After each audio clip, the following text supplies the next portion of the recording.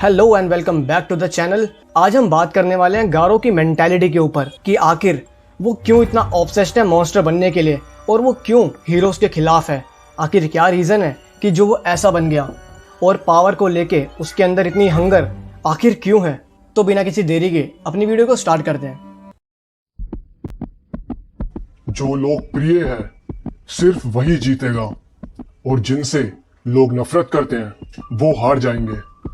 ये एक ऐसी बात है जो मुझे हर पल दुखी करती है, मगर अब मैं किसी से नहीं हारूंगा। मैं अब तक का सबसे पावरफुल मॉन्स्टर बनूंगा और इस पूरी मानसिकता को ही बदल के रख दूंगा। इन सब चीज़ों की शुरुआत हुई थी गारो के बचपन से, जब वो एक स्कूल जाने वाला नॉर्मल सा एक बच्चा था। वो काफ़ी अनपॉपुलर था और इसी वजह से वो अपना सारा टाइम अपनी किताबों को देता था। मगर एक दिन तचैन, जो कि स्कूल का सबसे पॉपुलर किड था, उसने गारो को अपने साथ खेलने के लिए बुलाया। मगर कंडीशन ये थी कि इस गेम में तचैन तो हीरो का रोल प्ले करेगा, मगर गारो को रोल प्ले करना होगा एक मॉन्स्टर का। अब गारो को पता नहीं था कि उसके साथ क्या होने वाला है, तो वो भी एक्सेप्ट कर लेता कि ठीक है चलो खेलते हैं। मगर तचैन ने खिंचा के गारो के मुंह पे एक लात मारी और गारो इस चीज़ से काफ़ी शॉक्ड था और वो एकदम से सोचने लगा कि आखिर ये हो क्या रहा है। वो इस कंप्लेंट को लेके अपने टीचर के पास गया और टीचर ने गारो को ये कह के भगा दिया कि हीरोज़ का काम ही होता है मॉन्स्टर्स को मारना। और बात यहीं पर ख़त्म नहीं हुई। बाद में गारो एक जस्टिस मैन नाम के टीवी शो का कोई एपिसोड देख रहा होता है और वो उसे देख के काफ़ी ज़्यादा इरिटेट हो जाता है। और उसकी इस चिढ़ का कारण था कि हर मॉन्स्टर जो भी उस टीवी सीरीज़ में दिखाया जाता है, justice man end of the day उसे मार ही देता है। वो अपने डैड से पूछता है कि क्या कभी कोई ऐसा मॉन्स्टर्स आएगा जो कि जस्टिस मैन को हरा सके, और उसके डैड उसे मना करते हैं और कहते हैं कि नहीं, जो मॉन्स्टर्स है एंड ऑफ द डे उन्हें हार नहीं पड़ेगा, हीरो उन्हें हमेशा मार ही देगा, क्योंकि ये चीज़ इसी तरह वर्क करती है। मॉन्स्टर्स को हमेशा मरना होता है और हीरोज़ सबको बचा ही लेते हैं। मगर गारो को ये बात बिल्कुल भी हजम नहीं होती। गारो, हालांकि वो एक छोटा सा बच्चा है, मगर वो डिसाइड करता है उस दिन कि वो सबसे पावरफुल मॉन्स्टर बनेगा और कभी नहीं हारेगा और इस पूरे सिनेरियो को ही बदल के रख देगा। और बाद में हम उसे देख सकते हैं कि वो बैंक के साथ ट्रेनिंग कर रहा होता है। बैंक के अंडर में रहते हुए उसने मार्शल आर्ट के साथ साथ और भी अदर टेक्निक्स को मास्टर किया और अपनी इसी बढ़ती हुई ताकत को जांचने के लिए गारो ने अपने ही साथ के सभी स्टूडेंट्स को बुरी तरह मारना शुरू कर दिया। और बुरे से मेरा मतलब है उनकी हड्डियां तोड़ देना, उनकी मांसपेशियों को उखाड़ देना और इसी तरह की चीज़ें। तो जब गारो ने अपने साथ के सभी स्टूडेंट्स को बुरी तरह फोड़ दिया, तो इस कांड के बाद गारो को बैंक ने अपने डोजो से गारो को लात मार के निकाल दिया। और यही दिन था जब हीरो एसोसिएशन ने गारो को अपनी हिट लिस्ट में शामिल कर लिया और इसी दिन उसे एक नया नाम मिला, गारो द ह्यूमन मॉन्स्टर।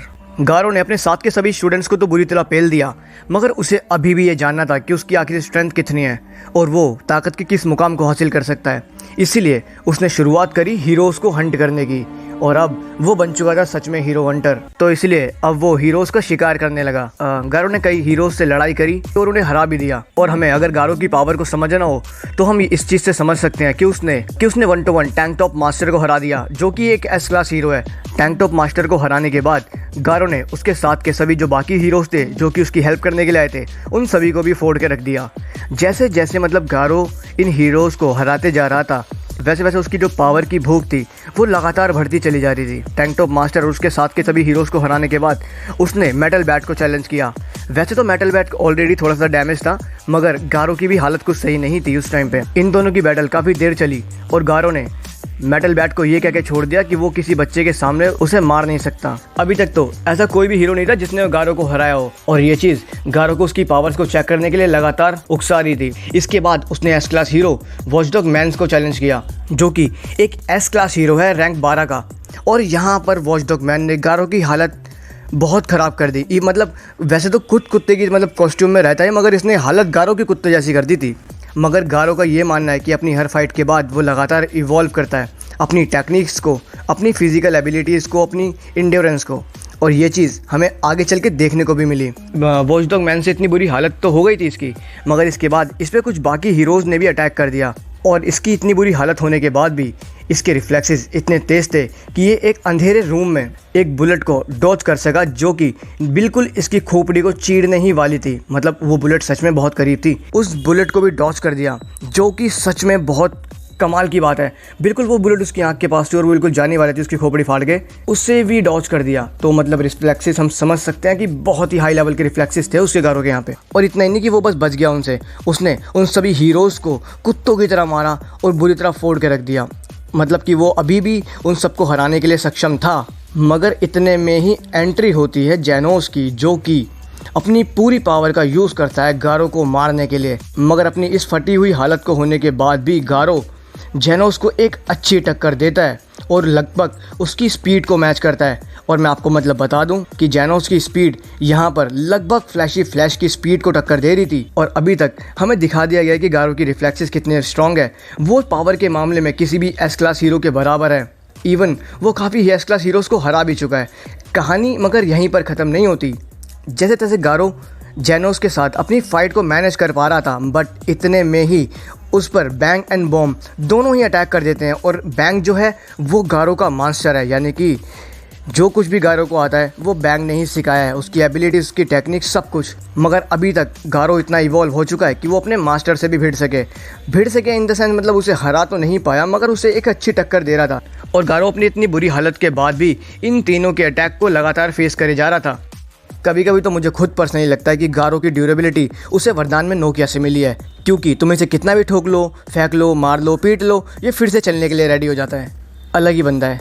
और यहाँ पर हमें एक चीज़ और डेमोन्स्ट्रेट करी गई है कि वो लगातार अपनी फाइट एंड एबिलिटीज़ को इवॉल्व करता है। तो अभी तक तो हमें गारो की स्पीड, एंड्योरेंस, पावर, रिफ्लेक्सेस और उसकी ड्यूरेबिलिटी देखने को मिली। मगर एक चीज़ और मैं तुम्हें बता दूं कि गारो अपनी हर फाइट के साथ इवॉल्व करता चला जाता है। इसने मतलब जितनी भी इसकी अभी तक फाइट हुई है, जिससे भी इसने मतलब लड़ाई करी है, उन सभी की पावर्स एंड टेक्निक्स को गारो अडेप्ट कर सकता है।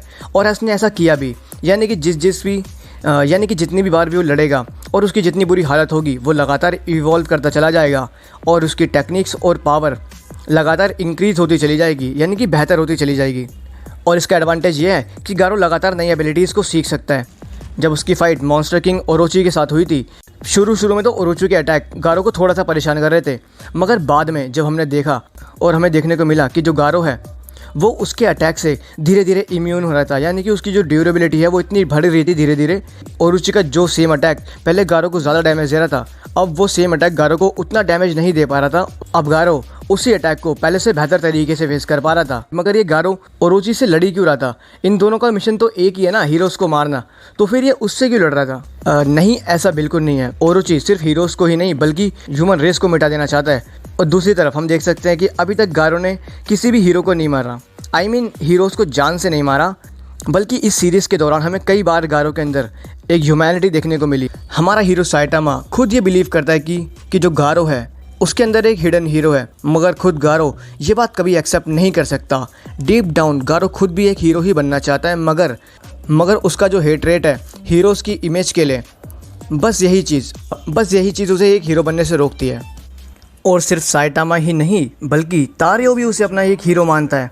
जिनको नहीं पता तारियो कौन है, तारियो एक ह्यूमन किड है जिसको गारो ने मॉन्स्टर से कई बार सेव करा है। और तारियो पर्सनली गारो को अपना हीरो समझता है। तो हाँ, गारो के अंदर मतलब एक हिडन हीरो तो है, मगर वो अपनी बस किसी पर्सनैलिटी की वजह से या फिर हीरोज़ की इमेज जो उसके लिए बनी हुई है उसकी वजह से सिर्फ वो कभी खुद हीरो नहीं बनना चाहता। और मेरा पर्सनल ओपिनियन वैसे ये है कि गारो अगर चाहे तो वो एक बहुत ही कमाल के हीरो के रूप में हमारे सामने आ सकता है। अगर आपको ये वीडियो पसंद आई हो तो लाइक कर देना वीडियो को, कमेंट कर देना, सब्सक्राइब कर देना और बेल आइकन दबा देना ताकि अगली वीडियो की नोटिफिकेशन आपको मिल जाए। And thank you for watching.